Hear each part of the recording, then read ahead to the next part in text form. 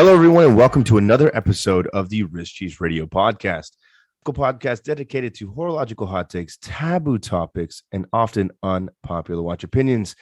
As you guys know, I'm Schmidt. I finally have somewhat of my voice back, and I'm joined by my good buddy. You guys know him, you love him, Mr. Bro Dinky. Bro, what's going on, my friend? What's up? What's up? Glad to hear you are fully recovered after the past couple weeks. I know it's been a rough time on the larynx there. A little bit, but again, we're suffering through it for you. Take it in stride, eh? Yeah, you got to. Yeah. I'm a little beat myself. I just got back from a little overnight trip to Atlantic City. Did a little gambling and such. Had a little fun. Didn't lose the house, so that's good. That's right. Yeah, Can't that is on that. That is good.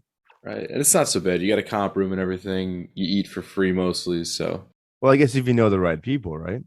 Or if you have experience. I mean, you come with Bro Dinky, you tear some shit up, and then you get free stuff.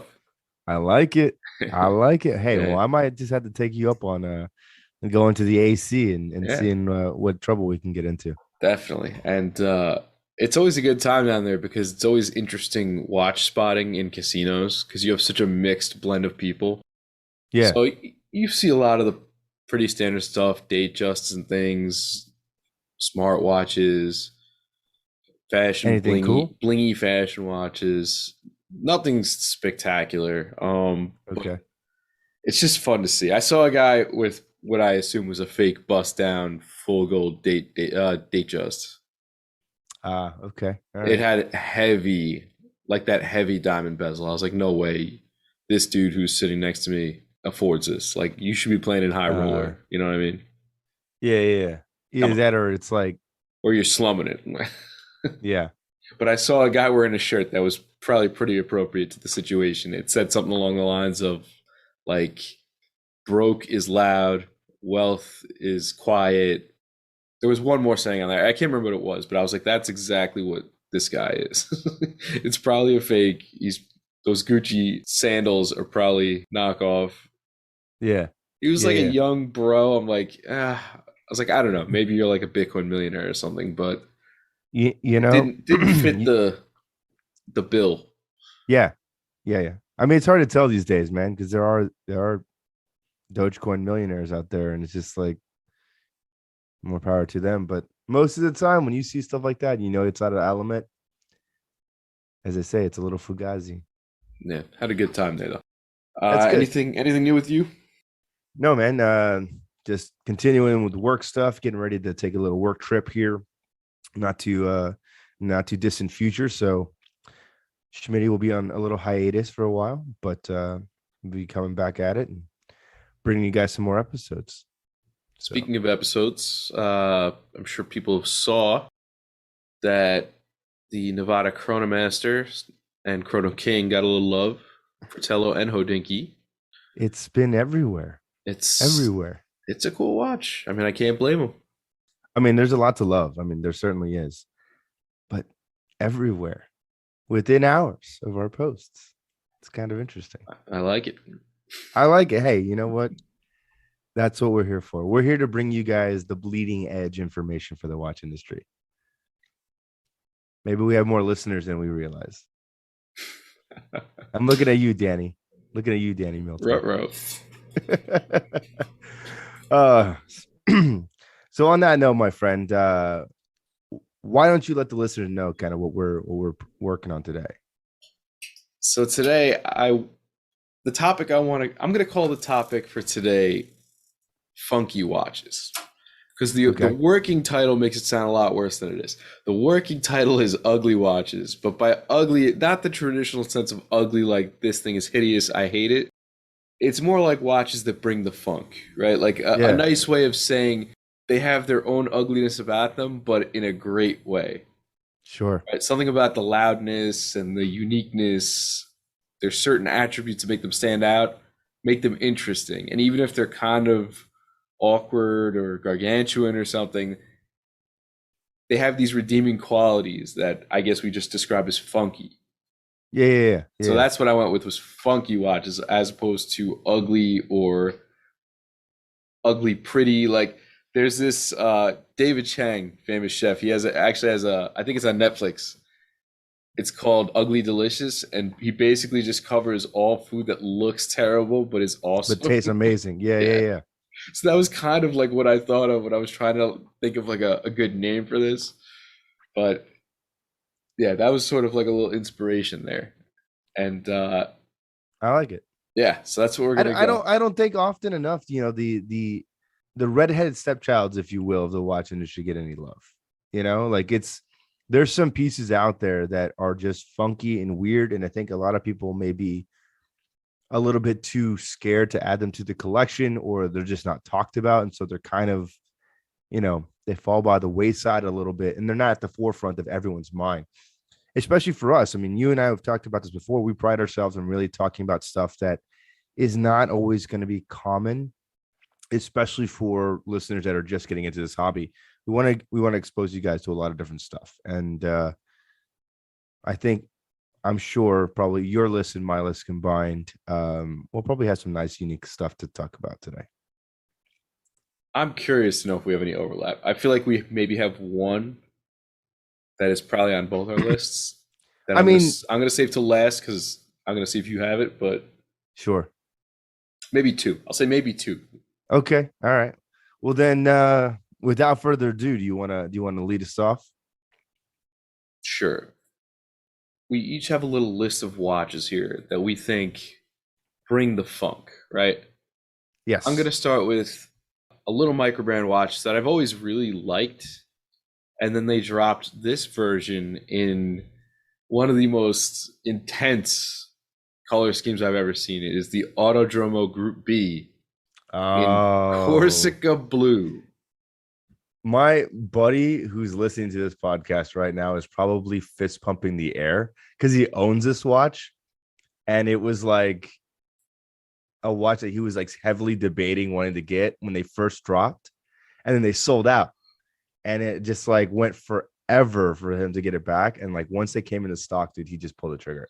This watch is insanely cool in person. Yeah, I had the same kind of debate. I always liked these watches and the sort of automotive motif behind them. They're in a great size. The bracelets are really nice. I had the pleasure of trying them on at Wind Up. It actually, the one they had was it was a dummy watch, and my friend picked it up and the crown fell out. And he looked at the girl. He's like, "So do I give you my credit card? Like, is this mine now?" And she's like, "No, no movement." Oh my god, it was funny though.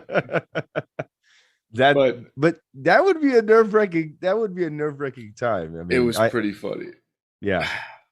But yeah, I've always really just liked the look of these. It has kind of the speedometer, handset, and the dial is very plain. It's very classy. And then they drop this in this, it's like a highlighter blue. This is way before the pastel blue phase was even a thing. No, yeah, exactly. And then they accent it with highlighter pink. This screams like Miami. And maybe Rich Cheese Radio. I've just come to the realization that this is a little bit of the podcast colors. I'm not gonna lie. I'm liking it. How did I not notice this? Okay, we might have to reevaluate which watch. If there was a PVD version of it, that would be it. Because then you'd have the black case. All right, we're going to talk to our buddies at Autodromo.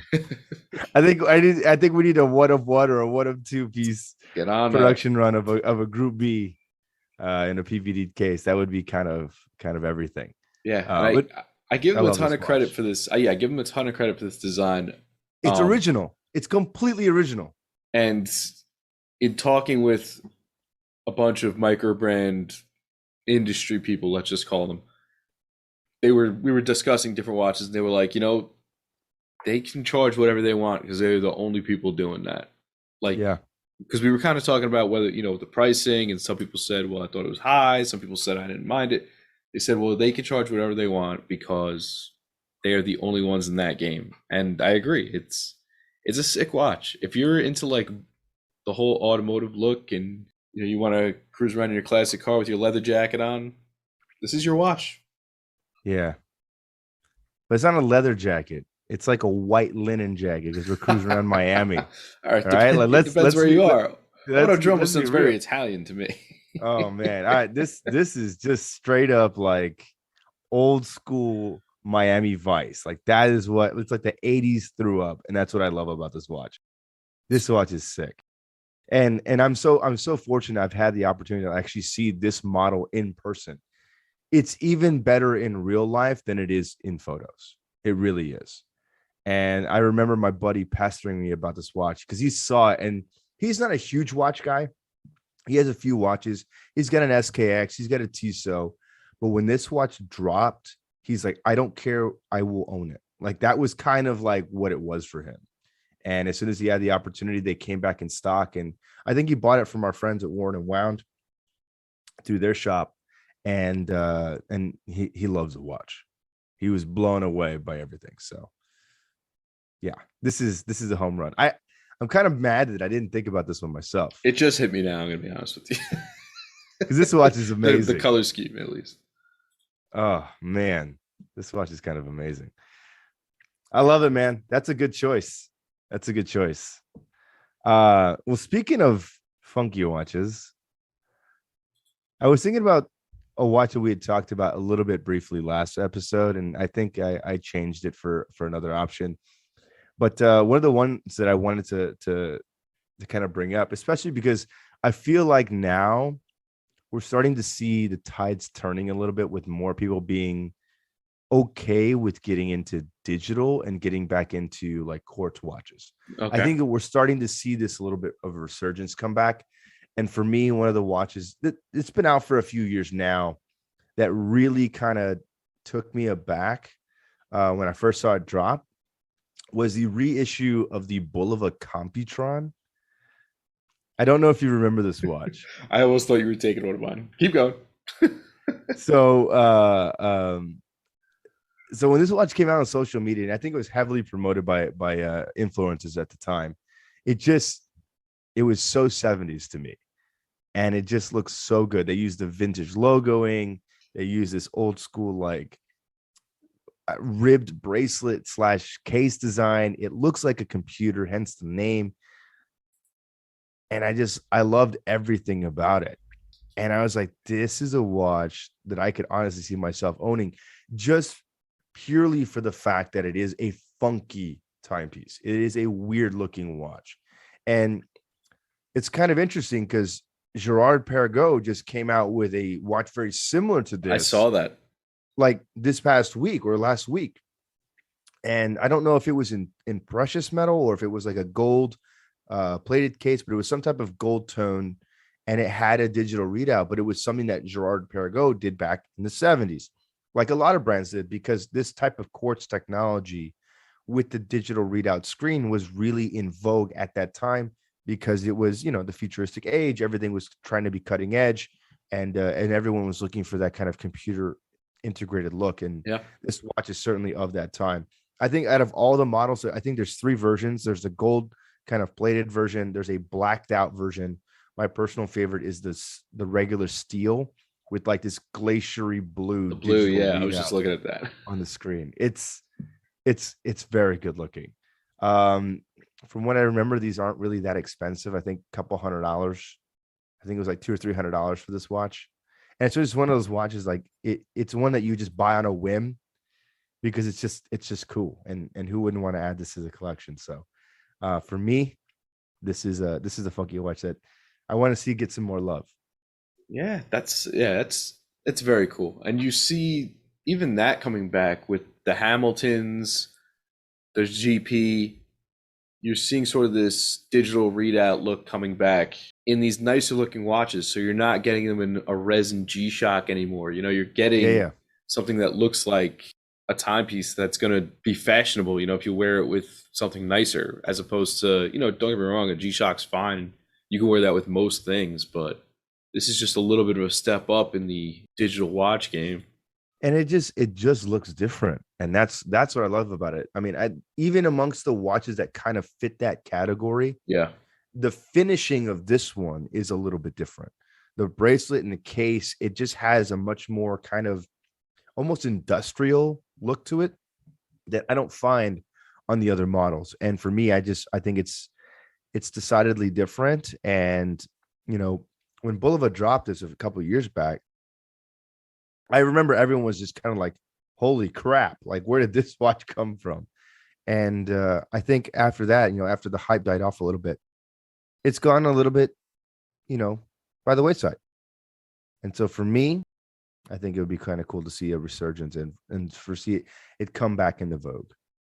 I also like that you can tell the time basically from the side. So yeah, it's a real, just a quick glance, or when you're driving, it's right there. You don't really have to flick the wrist. You can just.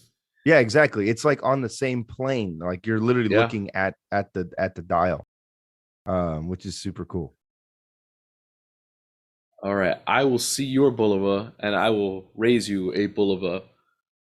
I am talking the Bulova Chronograph A. You might also know it as the Surfboard. Now, this is an interesting watch because it's a chronograph by register, and the only way I could describe the dial of this watch is it looks like a ninja mask. Yeah. It looks like a head with the two eyes peeking out of the little ninja mask. That's the only way I can describe it. But people call it the Surfboard, and it's got a bicolor bezel on it. You can either get it. I've seen a Coke, I've seen a Pepsi, but it's just a cool little watch. Comes on a Tropic. You can get other straps too, but there's just a lot to like. Retro styling, really cool hands and markers. Yeah, it's a good looking watch, man. It is, and it's got that. I guess it's a 70s look to it, but there's something about it. Something about that little surfboard and the two eyes looking right at you, and it's got like neon accents to it, like a neon orange chronoseconds, and the tips of the hour and minute hand are also sort of lined with that. Yeah, there's just a lot to like. It's a cool watch, and it's solely of the late 60s, early 70s. Yeah. And it's funny when this watch, I mean, this is obviously an original watch that Bulova brought back. When I first saw this watch reissued, like all I could think about was the Jetsons. Like it has this kind of like futuristic-y, like Jetsons vibe to me. Yeah, I get that. That I just think looks cool. And I think you said it perfectly right. It has kind of like a ninja mask feel to it, especially when you look at like the navy dial, like the dark dial with kind of the white. It's not so much on like the panda dial with the white with the black, right? But it's good looking, man. The surfboard is cool, and it's funny that the reason I laughed when you said this is I was literally between coin flip between the Stars and Stripes that we talked about on last week's episode. Bulova Chronograph Stars and Stripes. We couldn't remember the name, but it was the Bulova Stars and Stripes, which looks like firecrackers, and the surfboard. And I was like, you know what? Bro's probably gonna pick one of these. So let me go with something different. And that's when I chose the Computron, because I was just like, this is gonna be a little bit extra different. You're so alike more than we realized. That's funny. It is. Good choice, dude. Good choice. Thank you. I like that watch. Okay.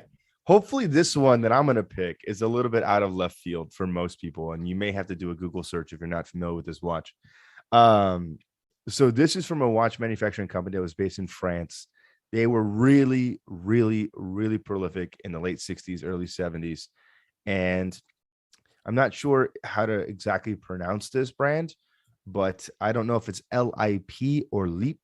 But this is going to be good. Specifically, the LIP Mach 2000 chronograph, and the one that they call the Dark Master. Oh yeah, this watch is just nuts. I remember the first time I came across this watch on social media, and I was just like, "Where is this watch? Where, like, from what time period, and how do I get one?"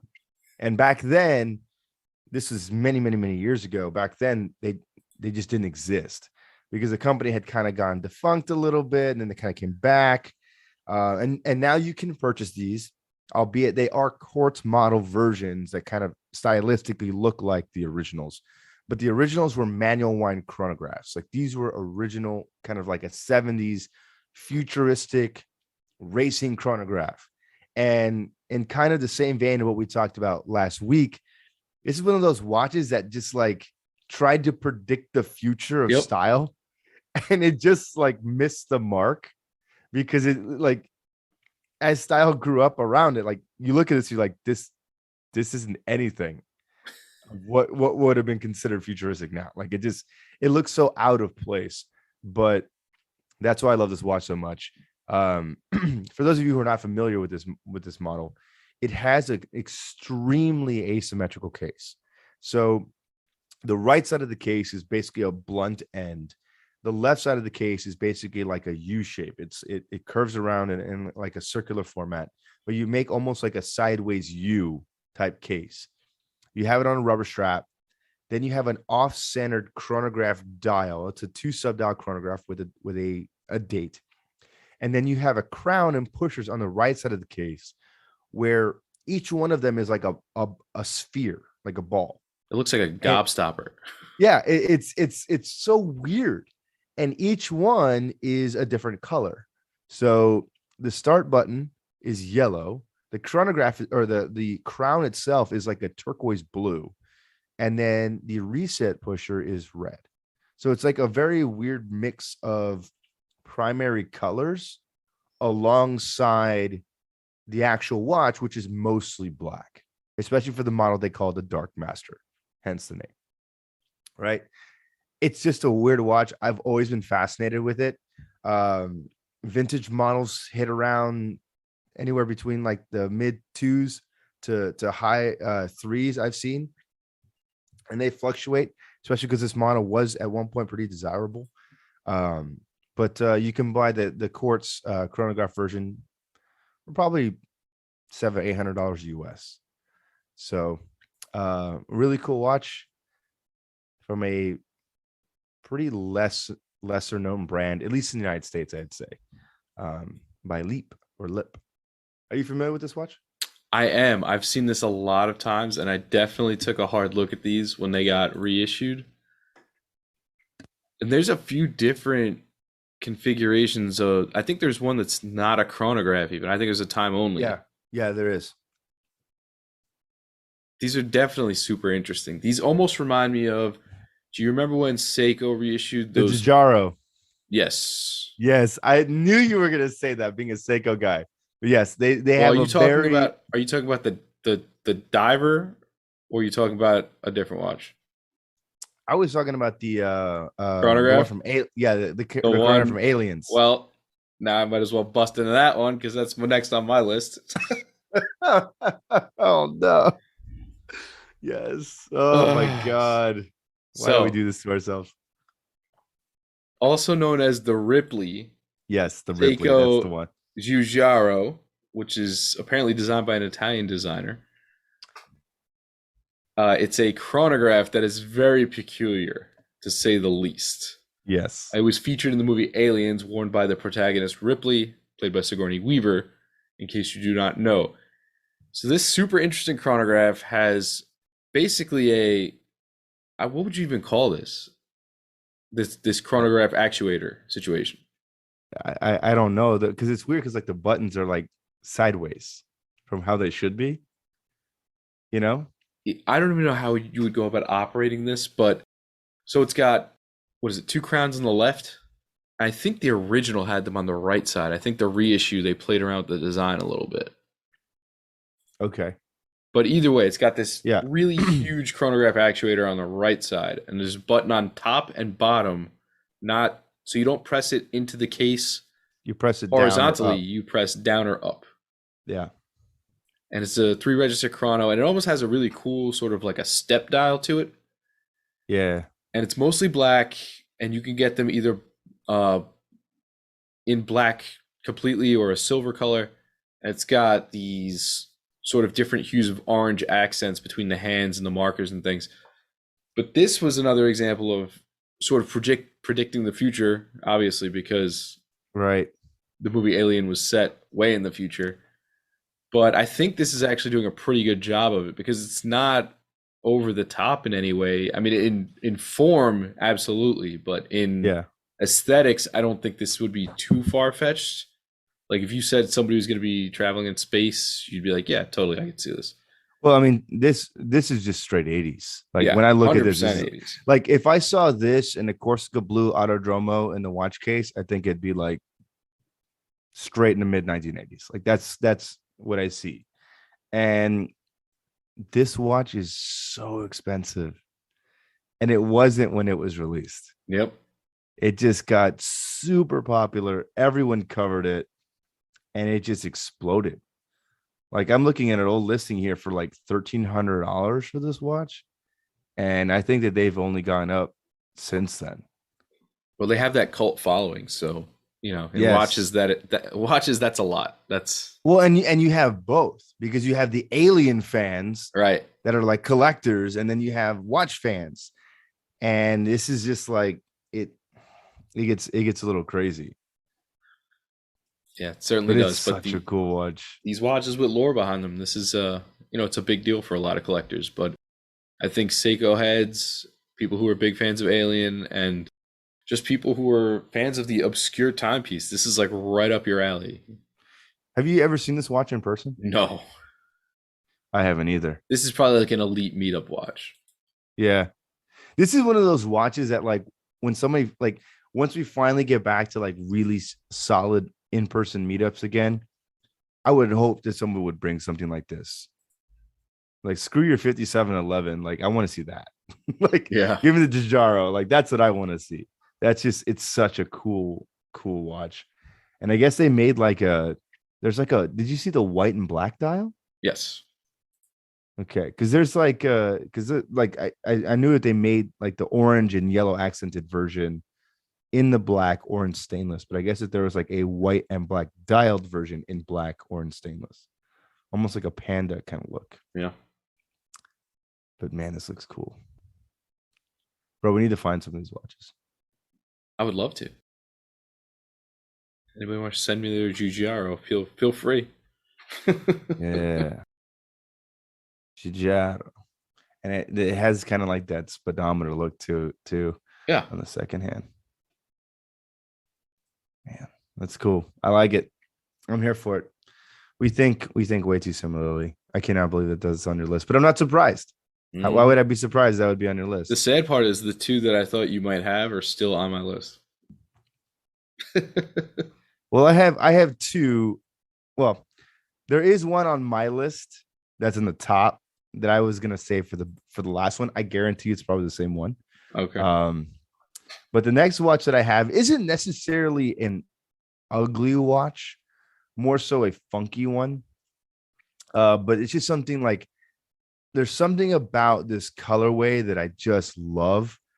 And I was so excited to see them be released. This was a few years ago at this point. And everyone loved them when they first came out. And then I kind of got wind through the industry that like nobody bought them, which is very interesting. But this is one of the Breitling plain editions from a few years ago, specifically the model that they did for Pan Am. This is a red, white, and blue Navitimer in 43 millimeters, and they call it the Pan Am edition. And basically, at this time, Breitling had released a trio of watches for, I think, TWA, Pan Am, and I think Swiss Air.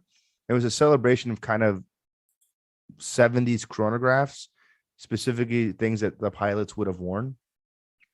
And this particular one is just literally like the 4th of July threw up. And this is partly the reason why I didn't put the Stars and Stripes on my list. Yeah. Is because I'd rather have this one here because this watch I think is really, really cool.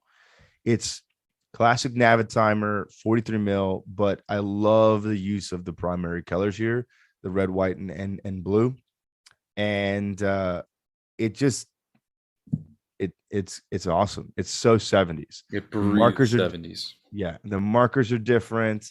The hands themselves are kind of like a rectangle with a smaller needle sticking out of them. It looks amazing.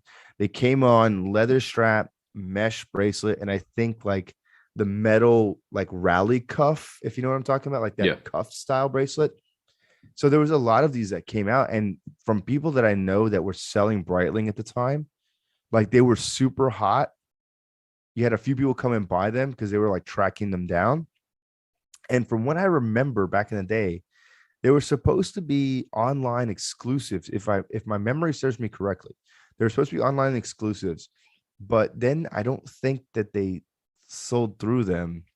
So then they started showing up in Breitling boutiques across, the globe, and I still see them there.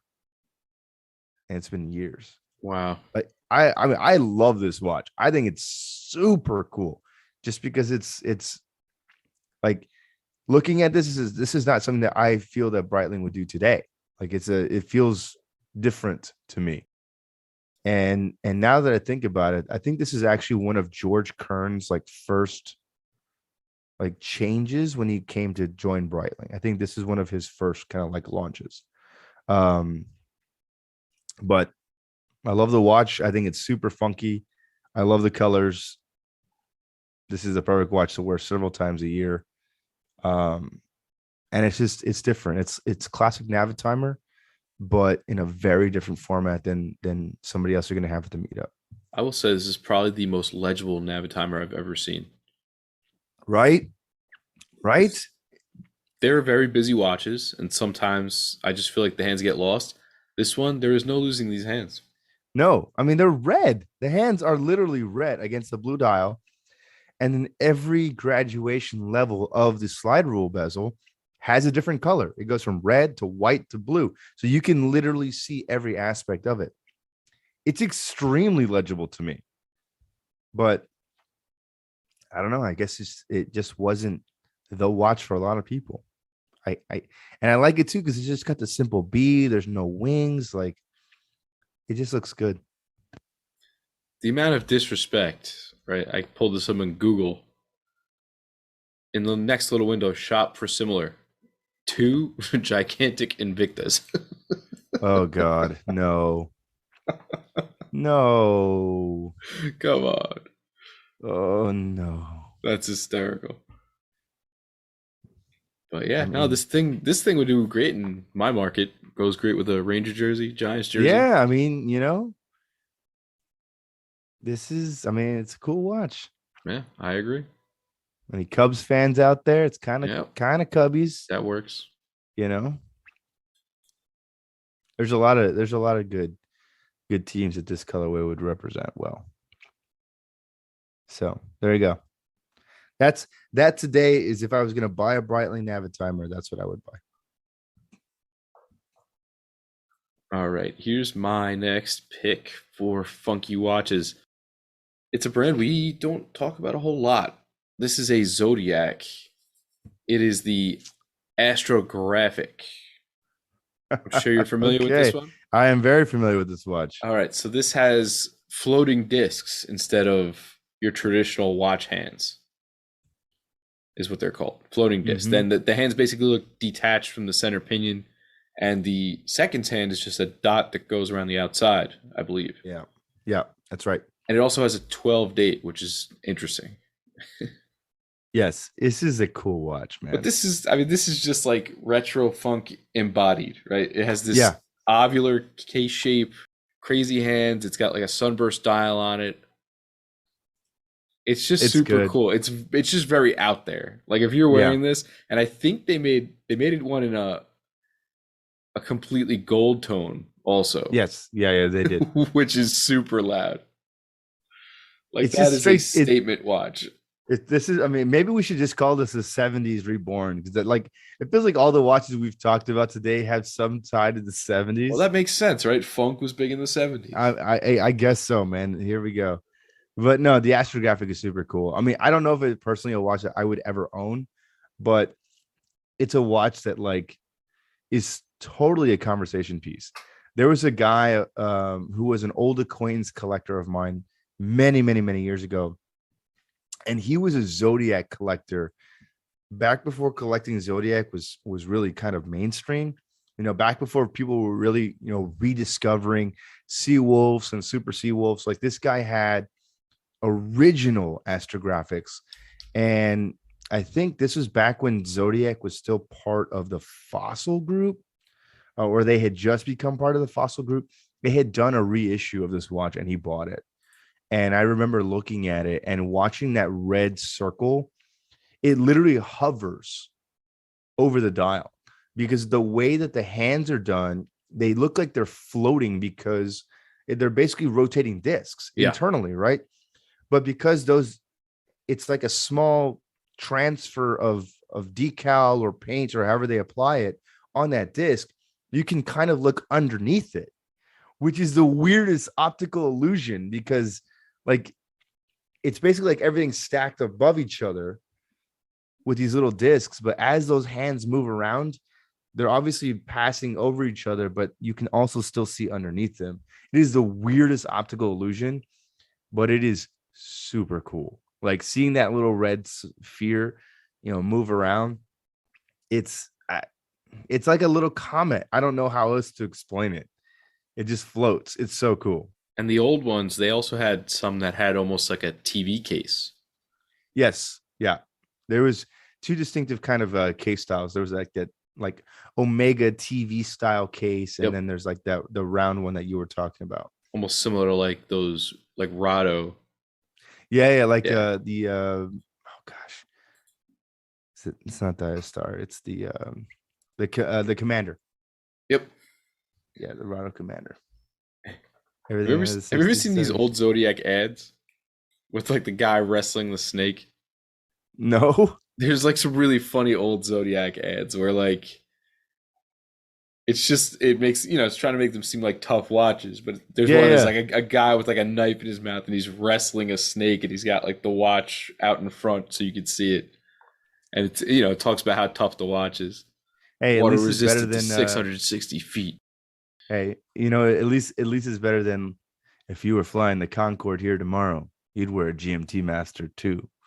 I think At least it, the gold with the firefighters is probably the most ridiculous one. oh yeah. If you were fighting if you're fighting oil fires on this rig, you'd wear a solid gold day date. Probably not my first choice. Definitely not. Although I did have a collector buddy of mine. I have a lot of collector buddies apparently. I did have a collector buddy of mine who is actually a firefighter and still is. He's like a third generation firefighter. And back when I was still selling watches, he bought a Speedmaster from me. And during this really, really crazy fire in our city, he forgot to take it off and took it into a fire, like full blazing fire, and wore it as he put the fire out. Not a single scratch on it. I was like, that's kind of cool. Yeah, it was like extremely volatile temperatures in there. He's like, at least it works. It didn't melt, Nope. which is kind of crazy to think about. Like something getting so hot that it could have like melted onto your skin, or gaskets could have melted out of the case. It's kind of crazy.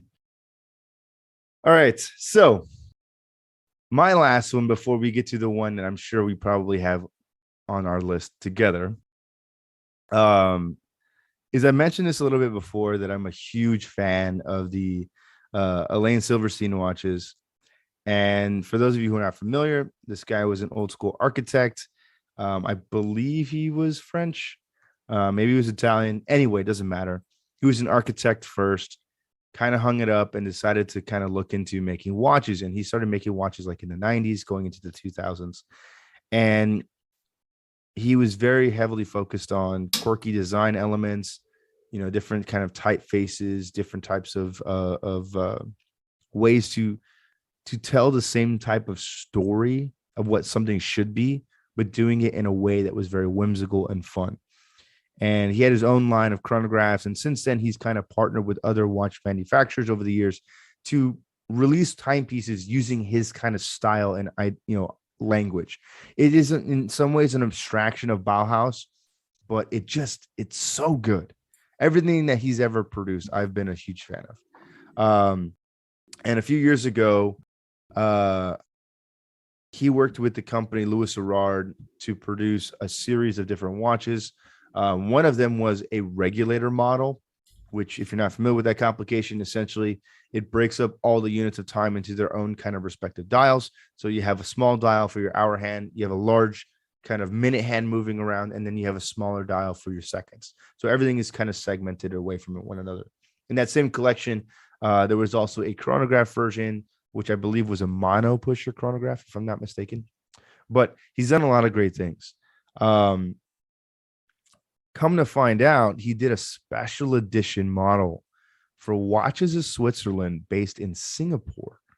That was and is probably my favorite execution of this style. It was also with Louis Erard, but it was a gray dial with a turquoise minute hand, turquoise minute track for the markers, and kind of like fluorescent red hour hand and a bright yellow second hand. And it just looks so good. This was a very small run, and it was only for Watches of Switzerland in Singapore. But a very, very cool looking watch in the regulator style. So that would be one of the ones that I would always want. This for me, a Lane Silverstein watch is a grail piece. I mentioned this a few episodes ago back about, the version he did with MB&F. One of his original watches that was a chronograph, one of these, an MB&F one. Any of them would be a grail piece for me to own in my collection. I've always been a big fan of his style, how he does things with Bauhaus, and his use of colors. I just think they're fun. It's a watch that does not take itself so seriously, but obviously from a creative person, and something that I definitely want to own one day. So, is this a power reserve at 9 o'clock? No, that's the hour hand. If we're looking at the same watch, I don't know. It says Louis Erard Le Régulateur. Yeah. So that's the regulator. So what's the top dial situation? So that's literally just the hour. And then on the left, I see something that's got a little. It looks like a power reserve. It's got white to red. We might be looking at a different watch then. Probably, but I think this is a power reserve. There's a few of them. But yeah, usually the regulators will break it up into different like sections. These are just super. They remind me of like pop art. Yeah, exactly. I mean, that's kind of. It's very art. It feels like kind of like 90s, like if you remember, like 90s laser tag or like 90s like party room aesthetic. Oh, yeah. Like that's kind of what it looks like to me. And it's just, there's something very fun about that. This one, if you maybe look at the mono pusher chronograph model. Is it just like a small stick hand by itself? Yeah, but I don't see a pusher. It's on the crown. Oh, okay, that might be it then. It's got like a little red button on the crown. Yeah, something about this just says like Andy Warhol. Yeah. I don't know, man. I don't know how to describe it. It's just, I love him. Every model that he makes, it's just like, it's so cool. And now he's like, I know he's working with the people to do this. So it's not like he's making them, but he's obviously working with the design team to create something that is evocative of his style. And every time that I see it, I just think it's a home run. It just looks so good. So I definitely at some point want to get my hands on a Lane Silverstein watch because they are amazing. And I think for the vast majority of people, they're very underrated pieces. I think they're not on a lot of people's radar. I think hopefully this will bring a little light onto that. Hopefully not. I don't want anybody to buy this. I don't want to make it any more cost prohibitive than it already is. Yeah. All right. I have another one here. This one I was worried we might have on both of our lists. This is the Mito Ocean Star Decompression Timer 1961. If you remember, Hodinkee did a reissue of this. I think they had one in black and one in blue. I actually forgot about this watch. It's got, yes. This is like funk personified, right? With all the different. And listen, you probably know how this works. I have no idea how these work. I know what decompression is. Yeah. I know the idea behind it and how you have to kind of time it out and everything. I have no clue, but the color rings, and it comes with, you can get a fabric strap, a Milanese bracelet. This is super funky. Yeah, it's a good one. And my favorite is the white dial version with the turquoise bezel. I think that one's probably the best. But yeah, so this is and I haven't seen one enough to really play with it. But basically, this would have taken what was essentially called the U.S. Navy dive tables and make it in a way that was legible on the dial for you to use during a decompression stop.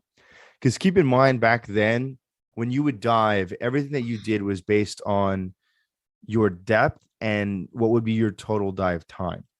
So the deeper you go, the more you're going to have to spend time decompressing basically residual levels of nitrogen that enter into your bloodstream that need to slowly escape during that decompression, or else you'll get basically sickness, right? Decompression sickness, also known as the bends. They call it the bends because it's so excruciatingly painful, it will literally bend you over. That's kind of the idea. So this is just a way to take that, put it on the dial for divers to easily know, okay, I was diving at this depth for this amount of time. This is how much time I need to spend decompressing before I can safely surface. That's the idea. Now, I haven't really spent time trying to figure it out myself because I've never seen one of these watches in person. I just like the watch. But that's essentially the idea of how it would have worked. Yeah, and I like the interesting part about this watch is that they chose the most inner ring to be the actual dial layout of the watch. So you have this like it's mini, like so small. yeah, this like mini clock in the middle. But the way they proportion it is really cool though, because that hour hand touches the very rim of that inner circle. Yes. But the minute hand goes all the way out to the minute track, which is, you know, right out to the edge of the circumference of the watch, which is, and it passes over all the different scales to indicate that decompression. It's very thoughtful, I feel like. It is, and it's super colorful. Like, I just think of like the Bahamas when I look at this watch. I'm like, yeah, I'm gonna buy this and take it out. Like, that's cool. That's a cool watch. I forgot about this watch. I don't know why I did, but I did. I thought you were gonna have it as a diver. I'll be honest. I completely forgot about it. But I'm glad you brought it up because this watch is super cool.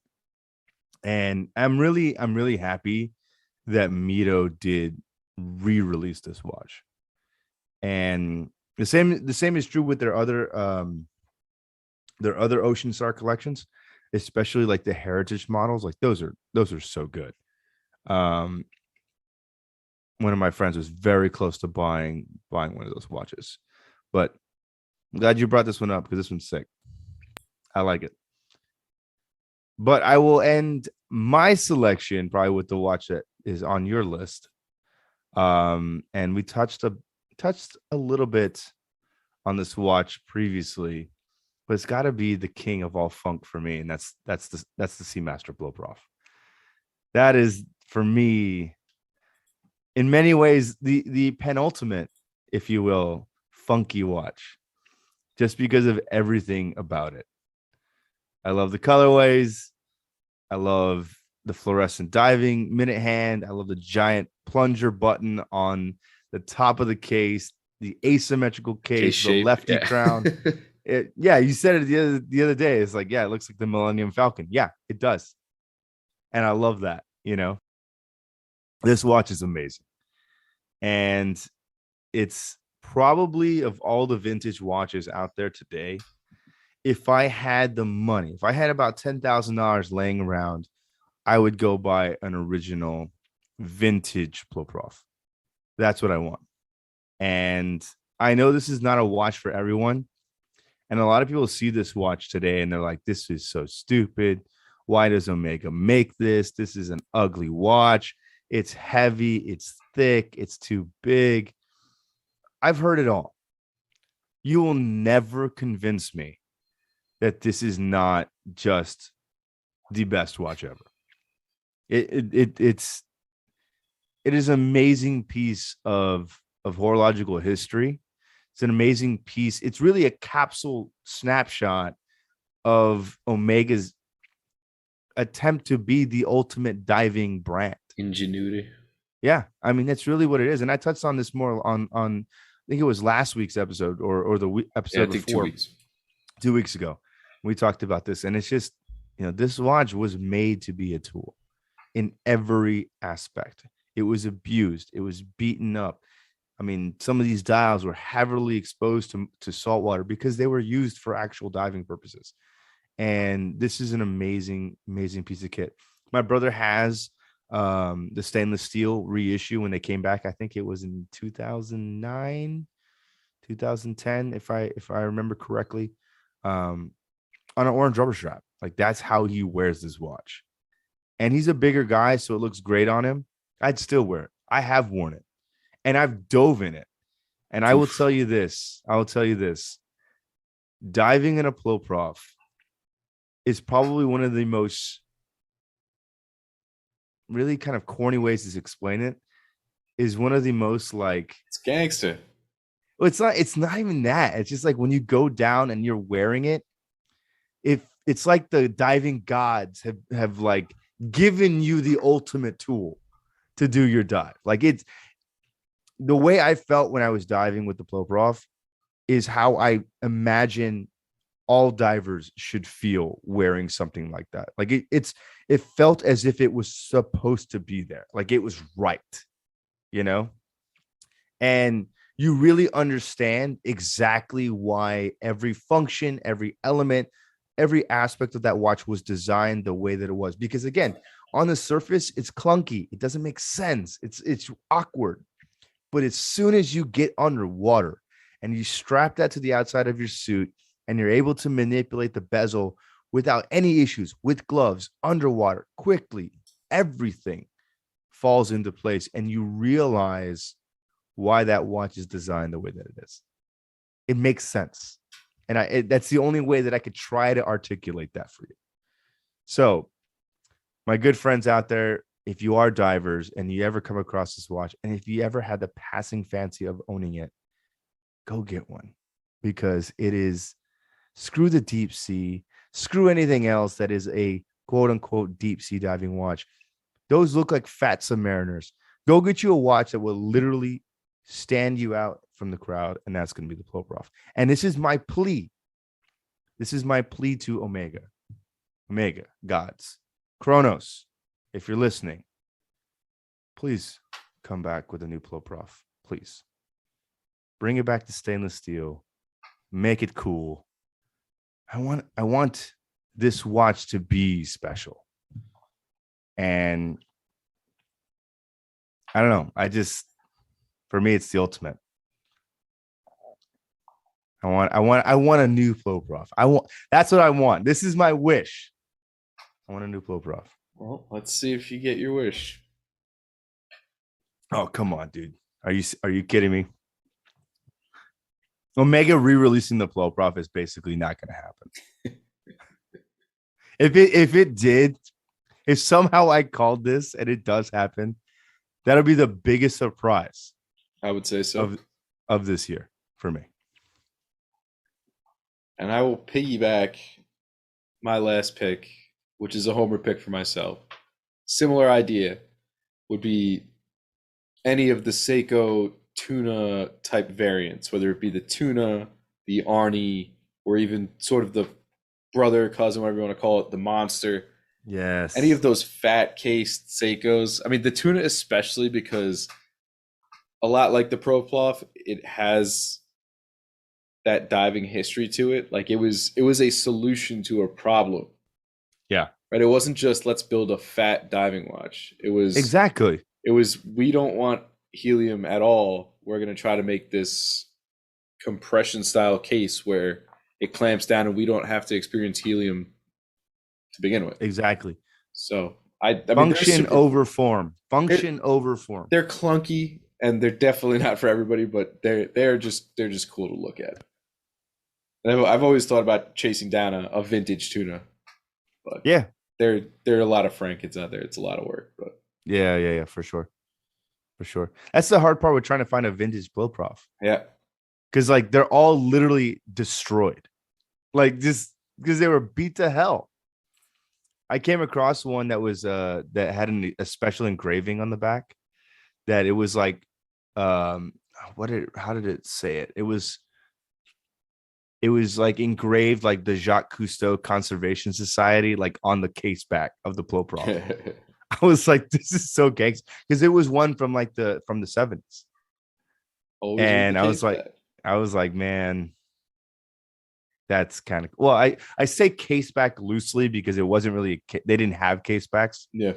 It was just basically the back of the solid case, but it was engraved Jacques Cousteau Conservation Society, and I thought that was like the coolest thing I've ever seen on a Ploprof.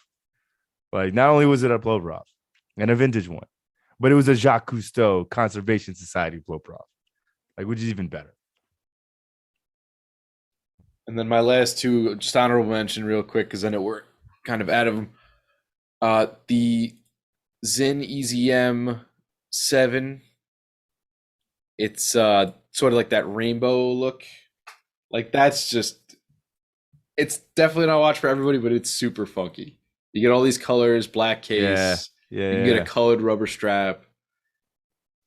Super tough watch.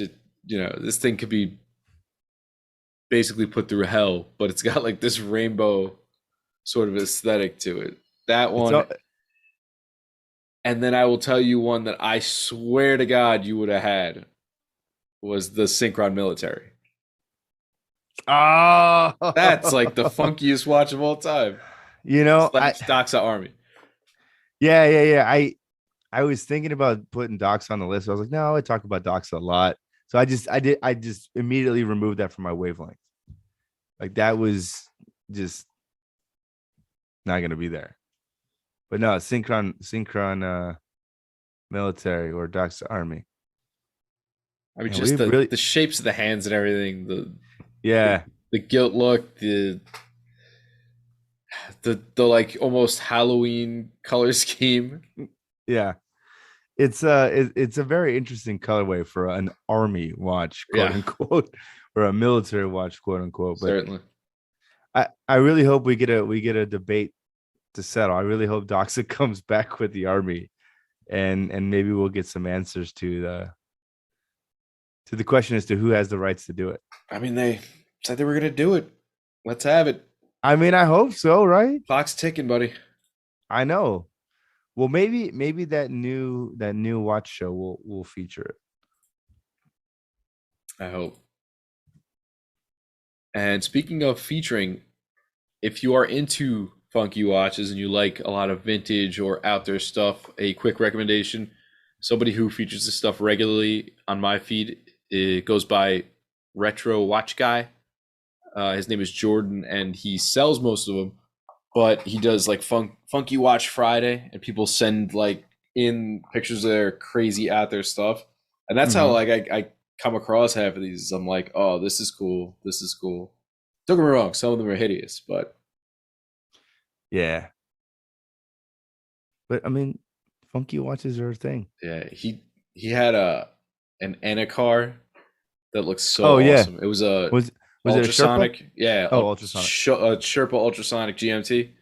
It's like it's like your typical GMT bezel, but on top is red, and on bottom is white or silver.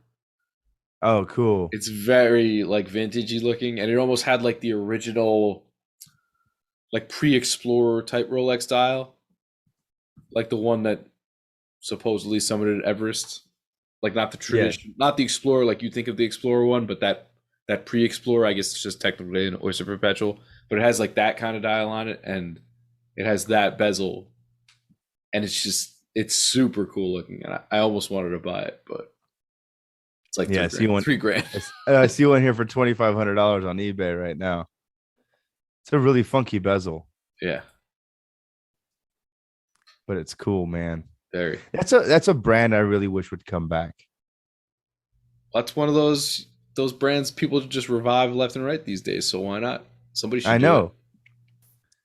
Yeah, somebody needs to revive Anacar, because that would be a cool brand to come back. Now, question: I don't know anything about the history of this brand, but whenever I've seen the name, I always wondered, did it get its name because it's Racine backwards?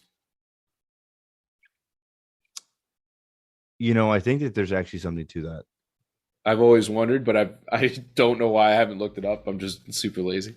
I don't know, but I think actually now that you mentioned that, I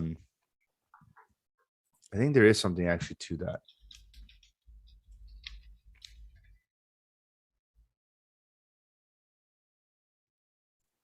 Yep. Founder Artiste Racine. Yeah. Established the company Racine Watch Co. in the Chute de France, Switzerland, 1914, when he ingeniously reversed the spelling of his name and made it Eneker. There you go. And it's funny, this whole time I thought it was a place. Like, if you ever seen A League of Their Own, they have the Racine Bells. I thought it was a location. Oh my god. Guy's name. The more you know. Yeah.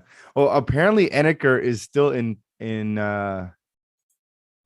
they exist, I guess, as a brand, but it's kind of like, yeah, it's not the same. All right. Well, on that, the more you know. On that knowledgeable tidbit, I guess we could take this one out. Ladies and gentlemen, thank you again for joining us here on Wrist Cheese Radio. Schmidt, it's been a pleasure as always. Say goodnight to the folks at home. We will see you next week. Thanks, guys. Take care. Be good.